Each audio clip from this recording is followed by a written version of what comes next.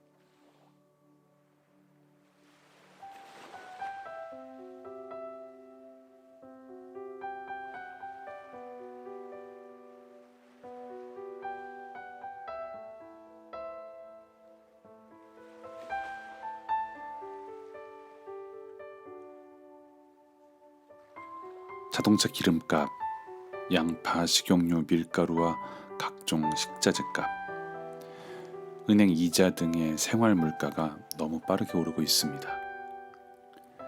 우크라이나 사태와 고유가, 또 코로나 등의 여파로 인해 물가가 지나치게 높아지고 있으며 이로 인해 일반 자영업자들과 모든 서민들의 일상이 위협을 받고 있습니다. 게다가 이상기후로 인해서 가뭄과 홍수, 화재 등 자연재해로 인한 농작물 피해도 점점 더 불안함을 증폭시키고 있습니다. 이제는 내년이 아닌 내일을 걱정하고 있는 날들입니다. 이렇게 모두가 힘들어질 때 가장 어려운 사람들은 사회적 취약계층과 저소득층입니다. 사람들의 나눔도 또 관심도 줄어들기 때문이죠. 자신의 위기와 불안함으로 인해 타인에 대한 마음까지 줄어들기 때문입니다. 부디 이 위기의 때, 불안한 시대에 나의 아픔 속에서도 타인의 눈물을 볼 수 있는 우리가 되길, 나의 줄어든 지갑 속에서도 이웃의 굶주림을 안타까워하는 마음을 소유할 수 있길, 사회적 약자들이 외롭고 힘든 싸움에 내몰리지 않도록 예수 그리스도의 마음을 가진 참 그리스도인들이 일어나길 기도합니다.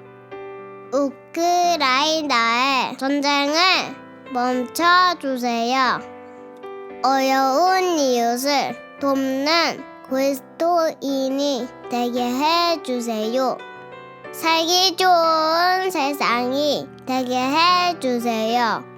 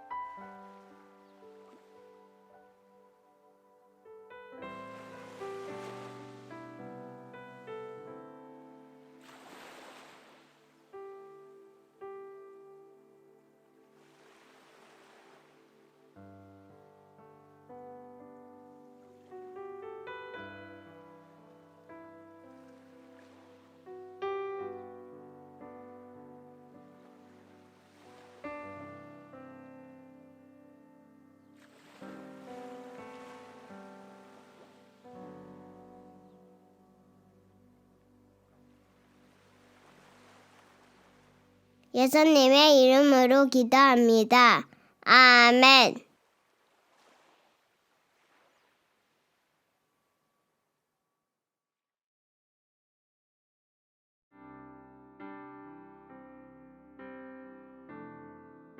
로마서 5장 1절부터 5절 말씀.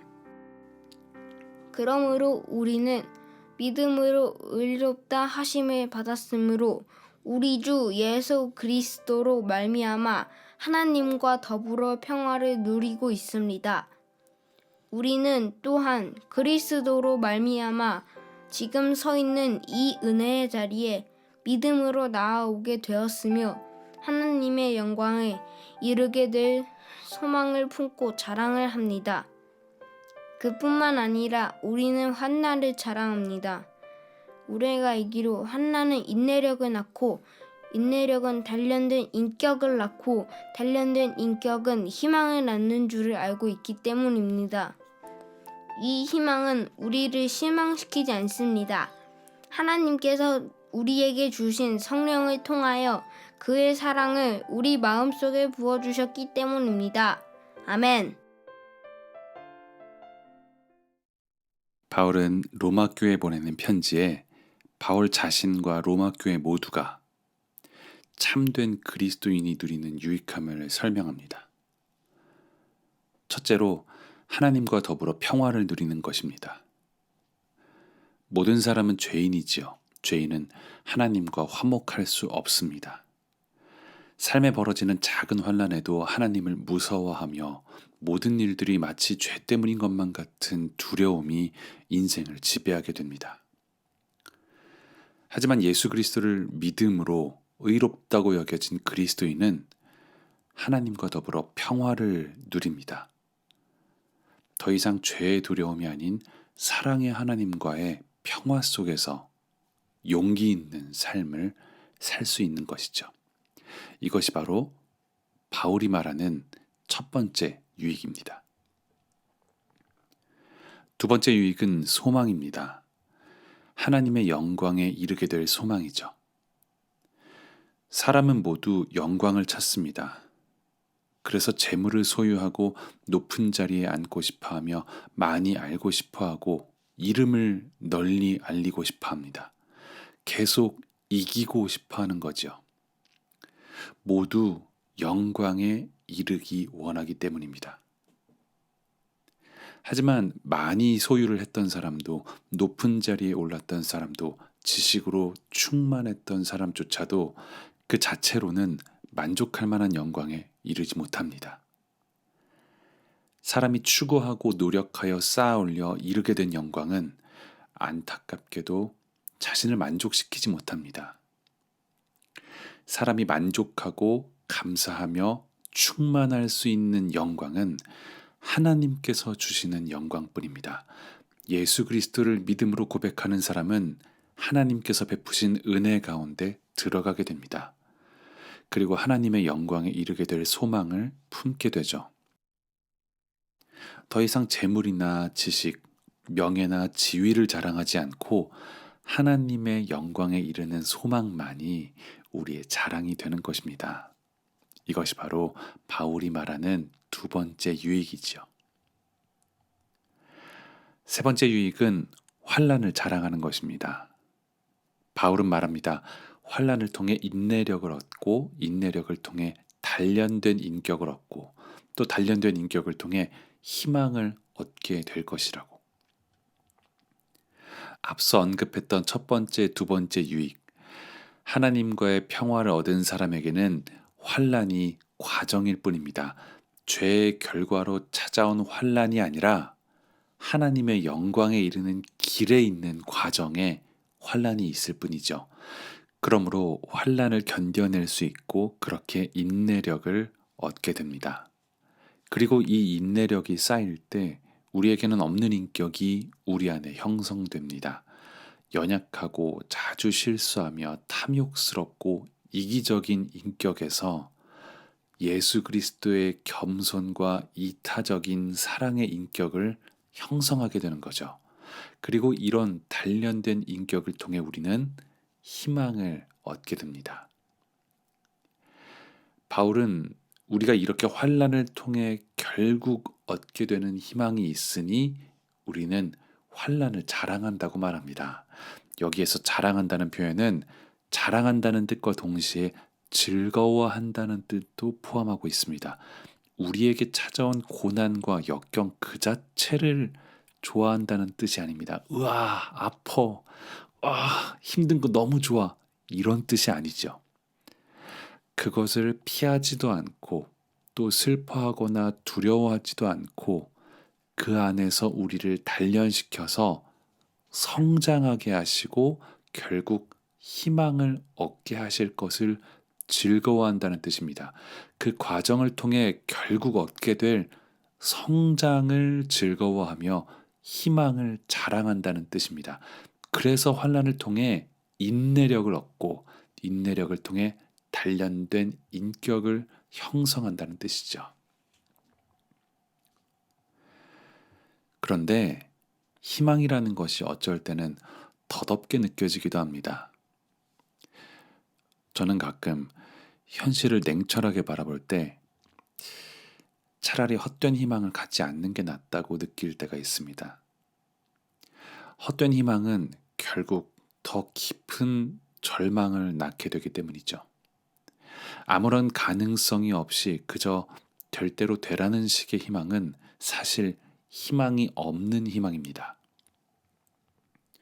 그런데 바울은 이 희망은 우리를 실망시키지 않는다라고 말합니다. 사실 우리가 하나님의 영광에 이르게 되는 영원한 하나님 나라의 희망, 그 소망은 우리 눈에 보이지 않는 것입니다. 심지어 이 땅에 살면서는 그 실체를 확인할 수도 없습니다. 그래서 실망할지도 모른다는 두려움이 생기기도 합니다. 그런데 바울은 왜 이 희망은 우리를 실망시키지 않는다라고 설명할까요? 뒤이어 바울은 그 이유에 대해서 하나님께서 우리에게 주신 성령을 통하여 그의 사랑을 우리 마음속에 부어주셨기 때문이라고 말합니다. 그의 사랑, 하나님의 사랑을 우리 마음속에 부어주셨기 때문에. 다시 말하면 이 모든 과정, 환난과 고난과 역경을 인내하고 성장해 나가는 과정 속에서 우리는 하나님의 사랑을 확인할 수 있습니다. 환난 속에서 너무 외롭고 힘이 들 때 전능하신 하나님께서 나와 함께 하시며 위대하신 사랑으로 먼지 같은 나를 이끌고 계시다는 것을 성령님이 확인시켜 주십니다. 이 작고 작은 보잘것없고 나약한 나의 작은 한숨, 깊은 신음소리도 귀 기울이시는 하나님의 사랑을 느끼게 해준다는 거죠. 그래서 우리는 눈에 보이지 않아도 만질 수 없어도 하나님께서 주신 희망에 결코 실망하지 않습니다. 바로 하나님의 사랑을 느낄 수 있기 때문에. 사랑하는 나그네 여러분, 바울은 이렇게 예수 그리스도를 믿는 믿음을 통해 우리가 하나님과 더불어 평화를 누리고 하나님의 영광에 이르게 될 소망을 품으며 환난 속에서도 성장을 즐거워하고 희망을 자랑하는 유익이 있다고 가르쳐주고 있습니다. 그런데 이러한 유익은 우리의 일상과 동떨어진 것들이 아닙니다. 예수 그리스도의 믿음이 주는 평화와 소망과 사랑의 유익은 우리의 삶 속에 깊이 침투합니다. 우리 삶의 모든 영역에 지대한 영향을 미칩니다. 우리가 눈을 뜨고 시작하는 아침에 나의 아내와 나의 남편과의 관계 안에 자녀와 부모의 대화 속에 학업과 직장의 생활 속에 심지어 우리가 먹는 밥, 우리가 나누는 모든 대화 속에 우리의 모든 관계와 시간과 장소 안에 우리의 삶에 깊이 들어와 있는 유익함입니다. 그러므로 이 유익을 교회에서 예배 시간에만 누리지 마십시오. 하나님과의 평화를 통해 우리 삶 속에 있는 모든 관계 안에 평화를 회복하고 누리고 전하십시오. 하나님의 영광에 이르는 소망을 품고 이 땅의 것에 있는 욕심을 내려놓으십시오. 우리에게 찾아오는 환난을 통해 오히려 성장과 희망을 발견하여 감사하고 또 단단해지십시오. 그것이 우리에게 주신 믿음의 유익함입니다. 그렇게 성령님께서 주시는 믿음의 유익을 제대로 누리는 항상 성령 충만한 나그네가 되시길 진심으로 축복하고 또 응원합니다. 사랑의 아버지 하나님 감사합니다. 우리에게 주신 믿음으로 인해 감사와 찬양을 올려드립니다. 예수 그리스도의 믿음이 없이는 우리는 죄로 인해 항상 두려워하며 헛된 영광만을 쫓아 아무런 소망이 없고 결국에는 환난 앞에 절망할 뿐이었습니다.